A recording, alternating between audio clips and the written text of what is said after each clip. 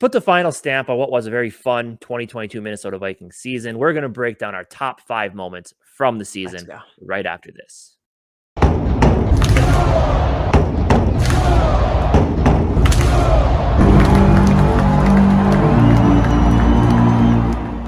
Obviously, the story of the 2022 Minnesota Vikings was a lot of fun, a lot of really great moments, a lot of close wins, kept us all entertained. No matter what, the Minnesota Vikings were great television. But of course, it did come down to a very disappointing ending. But we wanted to look back at some of the good times. We wanted to take our top 5 moments from the 2022 Minnesota Vikings season. There's a lot. There was a lot to pick from. But More than most years. Right, for sure. And with all the close wins, all the exciting things that did happen in this magical run we had, it was tough to pick the 5, but we think we got a pretty good top 5 list. So yeah, let's go ahead, jump into our top 5. Before doing that, though, I want to thank everybody for watching GG Sports podcast of the Vikings, obviously, where we haven't said that in a long time. Yeah, but where we endure heartbreak but always bleed purple. Another year of that exact saying. That's just how it is to be a Viking fan. We just want you all to subscribe, hit the bell, get notifications for our videos. We also give away rookie cards on our live stream. So it's another reason why you should be subscribed. This is JJ rookie card that we will be giving away on our next live stream, which we will make sure to update everybody when that will be. And yeah, let's jump in this. The top 5 moments from the crazy roller coaster of a 2022 NFL season. Probably has to be one of the biggest roller coaster regular seasons. I wish I didn't have to say it like that. Regular seasons of fucking all time, to be honest. Yeah, it has to be. For sure. So moment number 5 comes from the Minnesota Vikings 29-22 win against the Chicago Bears. And that was the game sealing moment. The strip by Cam Dantzler on former Viking Amir Smith-Marset. Obviously, this game, Vikings got out to a huge lead to start the game, as they did a couple other times during the season. And we all felt pretty comfortable with that. But of course, as this season went, it came down to the last minute. 7-point victory. Chicago is driving down the field to tie the game. At the end of the game, Justin Fields drops one in to Amir Smith-Marset. Cam Dantzler actually fell over on the coverage, gets right back up, fights through, strips the ball. Game over. Minnesota Vikings secure a win to get them to 4-1 over the Chicago Bears. Now, this moment was super cool. Cam Dantzler had a very up and down season. Obviously, it ended with some personal issues in his life, which is why he wasn't out there near the end of the season, as well as an ankle injury. Hope all the best is going well there. But this play was awesome. I mean, I was so pumped when it happened. This season was just so many weird things happened, but that was a super cool moment for Cam Dantzler. Yeah, that was just. I was actually at this game, so I saw that live. I mean, I was like I barely saw it live because I was like in the nosebleed, so I was pretty far away, but I still seen it live. And Cam Dantzler was looking pretty good. I liked him a lot, actually, up until that ankle injury. And when he came back, that's when he was kind of up and down, eventually losing his job to Shelley. But then there was the whole, like you said, whatever, what was going on in his life. But no, dude, that play was just crazy. It's just, you don't see a strip sack like that to end a game. And that's why this game there's tons of moments, but it's such a unique way to end a game. Sure. Like when, not even just like a fumble, or like you literally just pulled the ball out of the guy's hands, game's over. I did kind of feel bad that it was ISM, just because I did like ISM, but it is what it is. Yeah. What a great play. And, he stepped up big. That was like as clutch as you can be on defense, really. Just come in and just snatch the ball and a game. Crazy. Yeah, for sure. Moving on to moment number 4, which looks weird when you look at the score, but the Minnesota Vikings 23-7 victory over the division rival Green Bay Packers for Kevin O'Connell's first win. This really set the tone for the season. Best defense performance of the year, obviously. Helped a little bit by the Christian Watson drop on Patrick Peterson, which might have changed the complexion of this game and the season. Who knows? But it didn't happen. And the Minnesota Vikings pulled out the win. A couple sacks on Aaron Rodgers, got an interception off him. Zadarius Smith had a huge day this day. What a fun way to start the season, man. Division rival. I was really nervous for this game. And Kevin O'Connell, for sure. I mean, it really just solidified. And he came week 1 showing this energy in the post-game locker room. And it really did set the tone for a season. No better way to start off your career in Minnesota than a win over the division rival. again, this is our first. This was like, other than the last game, man, this was like the only game that we won by double-digit scorings the entire year. And And felt after this comfortable game, with. Yeah. no one would even have guessed that we would have ended up ending the season with 13 wins, really. Well, me and you would have guessed it, but most fans would never have guessed it. But it did not, the people that did not expect it to roll out the way it did, and the way we did win after a game where we came in and won 23-7, and we never seen a score that big of a difference for the rest of the entire season there. But man, it was, we won't talk about the other Packer game, but Yeah. this was such a good way for Kevin O'Connell come in and start his long tenure as our Vikings head coach. Something we know, one of the most obvious things at the end of the season that we knew is that we did get, even though it ended not the way we wanted, we did get our head coach for Yeah. the foreseeable future. So Yeah, and I'm pumped to have him. It was a great start to the season. This next one is the only time we played this team this season, and I'll stand by that. The Christmas Day or Christmas Eve win over the New York Giants, which came off the leg of Greg Joseph, a 61-yard field goal. To this day, I still hold that I was not nervous for this kick at all. I was not pacing the kitchen of my parents' house. I knew he was going to make it 100%. But this game, obviously, Daniel Jones ripped us apart. Not like he did that again this season at all. Anyway, we won't talk about that happening if it did, which I don't think it did, actually. We'll just kind of skip over that part. But they got yeah, embarrassed man, anyway. like a game where JJ had a huge game. Like 12 catches, 180 some yards and a touchdown. TJ Hawkinson had a huge game. He's a Giants destroyer. Yep. Kirk played a great game. Yeah, man, this game was super fun. Christmas Eve, whiteout, super cool, great atmosphere. Yeah. And Greg Joseph, man, just absolutely no. He had a very up and down season. He's a free agent coming into this next season, so it'll be interesting to see what we do there. I'd be fine if we brought him back. The extra point thing is kind of frustrating. Yes. But it was so weird. Like when he needed to be clutch this season, he was clutch. And this 61 yards, like, it's crazy. Week 1, he made a 56-yarder. After that, he was like 0-5 on his next 50 plus. Then he started hitting them. Then he hit the 61.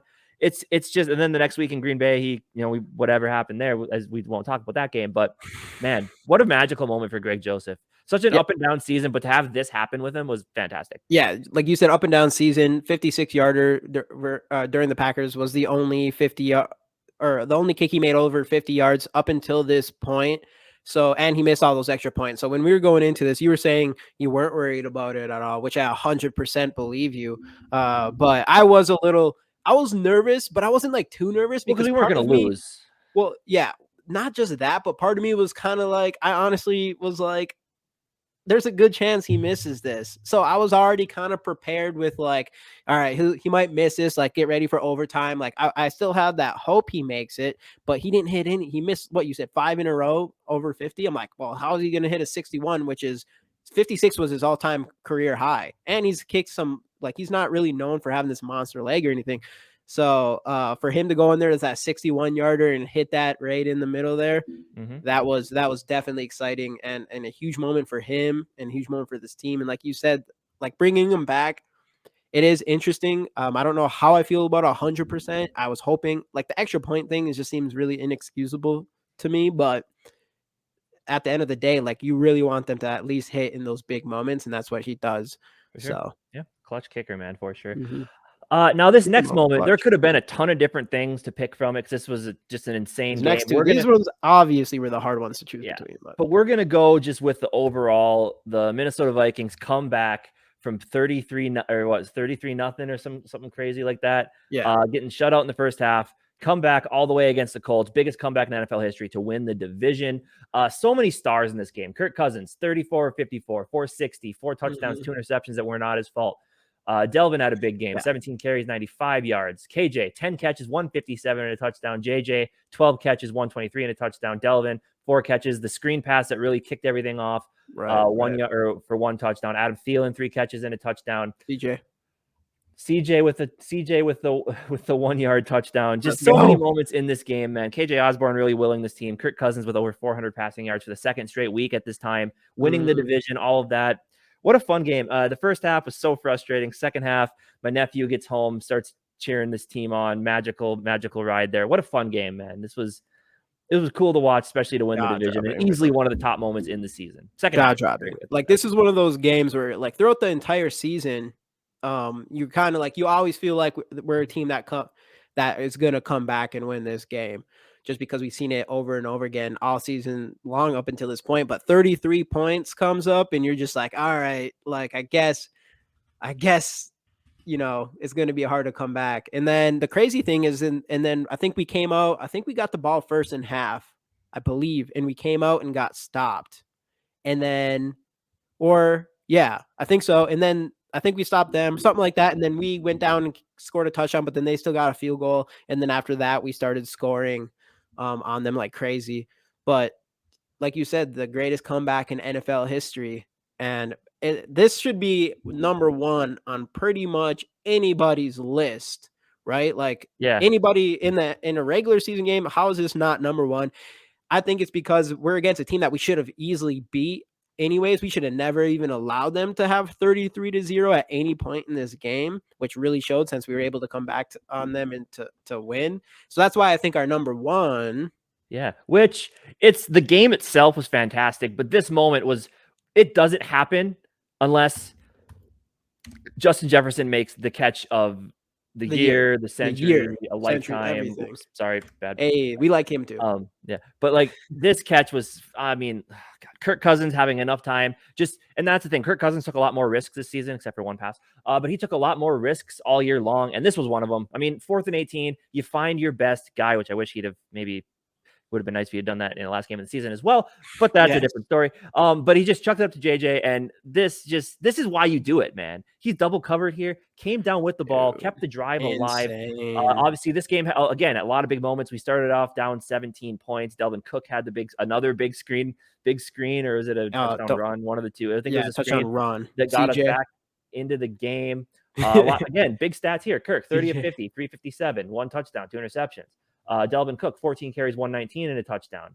CJ Ham with another huge touchdown. Let's go. JJ, 10 catches, 193 and a touchdown. I mean, this game was so fun to watch. I mean, obviously Delvin dropping the ball on the 1 yard line. We get another play. Kirk gets stuffed at the 1 yard line. The Bills get the ball back. Allen fumbles in the end zone off the snap. Eric Kendricks dives on it. The refs suck. They don't review a non-catch, which allows them to drive down the field, tie the game, go to overtime.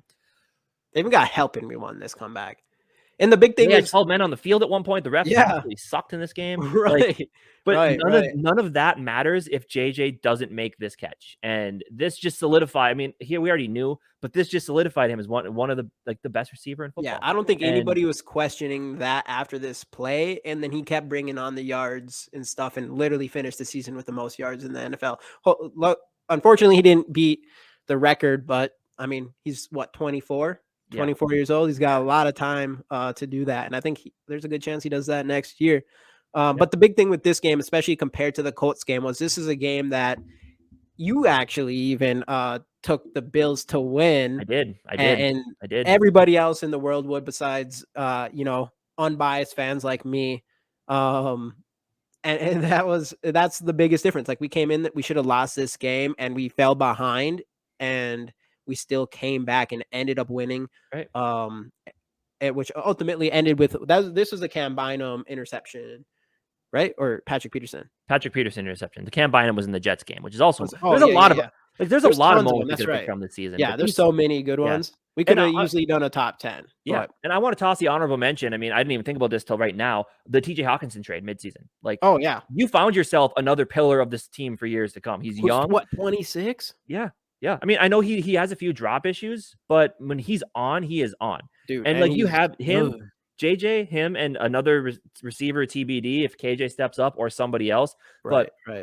Man, that was a big moment too. That could have been in this list, but I think we got a good top 5 here. There's a lot of magical moments, but man, like that JJ catch and that Bills game in general, game of the year, game of the century, whatever you want to call it, man, that was just so fun. And there was a lot of moments like that this year, man. It was frustrating, but this team never felt like you were out of it. And that's kind of the reason why I felt good at the end of that Giants game too, the second one, which didn't happen. I already mentioned that, but yeah, like this team and that's why, like you said, when we go back to the Kevin O'Connell first win, like you just feel like they got it right. And a lot of these moments this season just show you that this team there's a breath of fresh air. Sure, there's problems, there's things to fix, but we're already what we saw as of right now is just, it's fantastic. And I'm excited for years to come under Kwesi and Kevin O'Connell.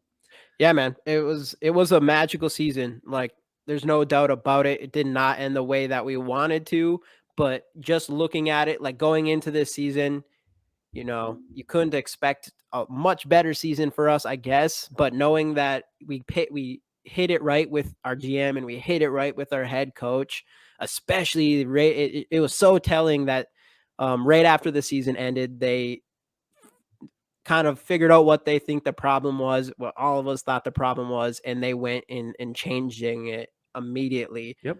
Especially a guy like Kevin O'Connell, where you worry a little bit if he's a little bit too player friendly, too maybe coach friendly, just too friendly in general. If he is willing to kind of make these big dick moves, and he does, and we know that now. So it was just a good overall season. Yep.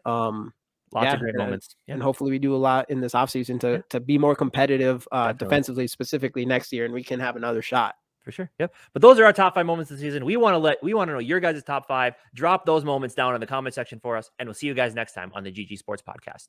Skol Vikes.